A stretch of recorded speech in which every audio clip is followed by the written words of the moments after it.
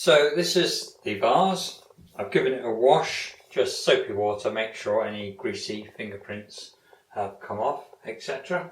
And here is the design I'm going to use. Bit strange this, out of all the thousands of designs I could use, after printing this off, etc. I remembered I used it a couple of years ago on a light capture project. But anyway, it's a nice design and the shape fits the vase well. You will find that cartoonish style designs are quite good, as they're quite bold and bold colours, and it works quite well. I tend to stay away from flower designs on vases for quite obvious reasons, unless they're a special type of design like the Macintosh rose vase I did or something like that. But on the whole, I stay away from flowers, maybe do a dolphin, etc. So first thing we need to do is to get that design and place it where we want it. A little bit of blue tack. Keep it out of the way of the design, obviously. Now it is a little bit harder to outline something like this than it is the normal flat glass or acetate we use. That's because there's actually a fair bit of thickness to this glass. Let me just check I've got that in the right place. I'll scritch it round a little bit. As I was saying, there's a bit of thickness to this glass, which you don't get with acetate or thinner flat glass. So we'll just have to make allowance for that when we're outlining. Right, I think that's about as tight as we're going to get it. So, as normal, and as I showed in the previous lesson, I'm going to outline using a piping bag.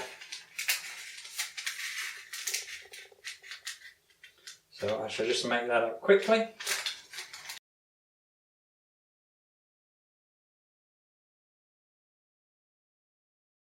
I'm using gallery glass outliner, but it honestly doesn't matter what type of outliner you use.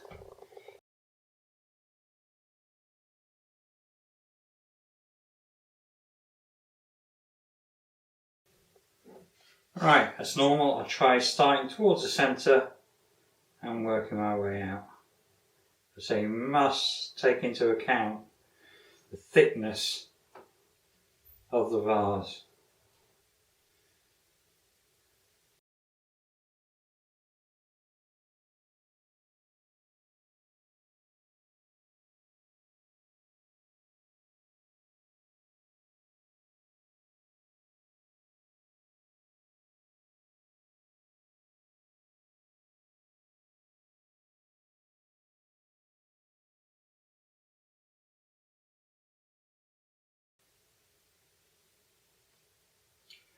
As I've said previously, if you think you've made a mistake, leave it, let it dry, cut it out, and then go back and redo it. Don't try wiping it off while it's wet, you'll just make an awful mess.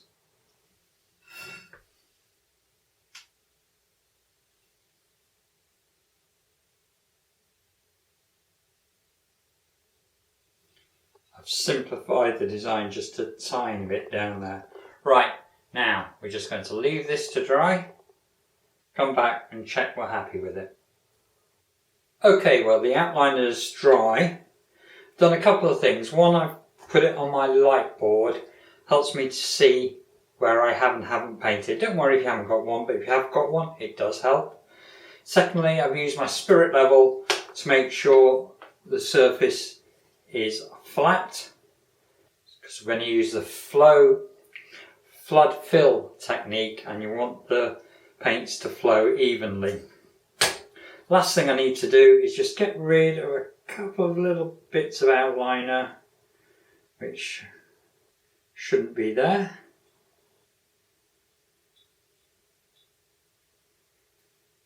There we go. I think that's about right. There's no bits I'm totally upset about, so there's no need to redo any outlining. But if you have to, do it. It's better to make sure your outlining is correct, and then the painting will just follow. If your outliner isn't correct, doesn't matter how well you paint it, it won't look right.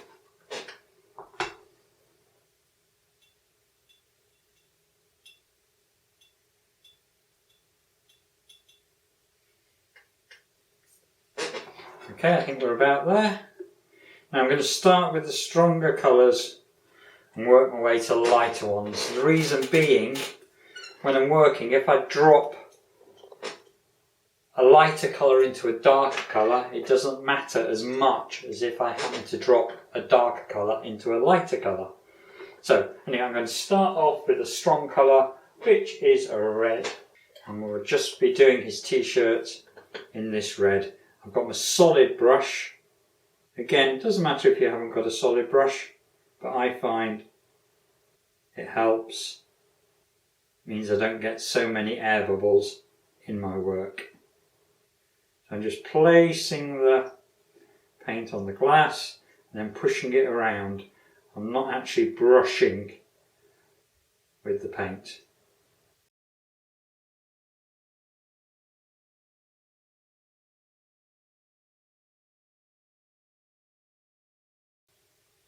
Now that's all the red done.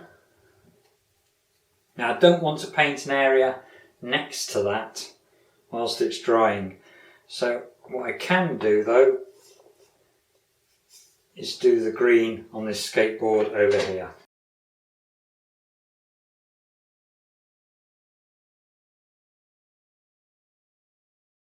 There we go. Now I shall leave those two colours to dry before I do any more. Okay, as you can see, I've carried on and done the other colours, and all I'm left to do now is the white. Instead of a normal white, I'm using this eggshell white, which is part of the Pebeo Prisme range. All the other colours have been transparent, with the exception of the wheels on the skateboard, which was another special Pebeo paint, which was a metallic blue.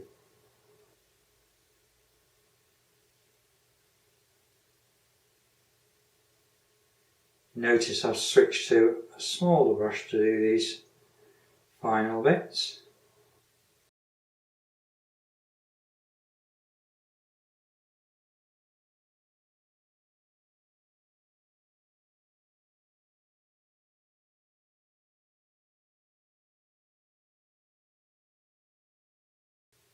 And that should be it finished. So we'll leave that to dry and we'll see how it looks up against the light.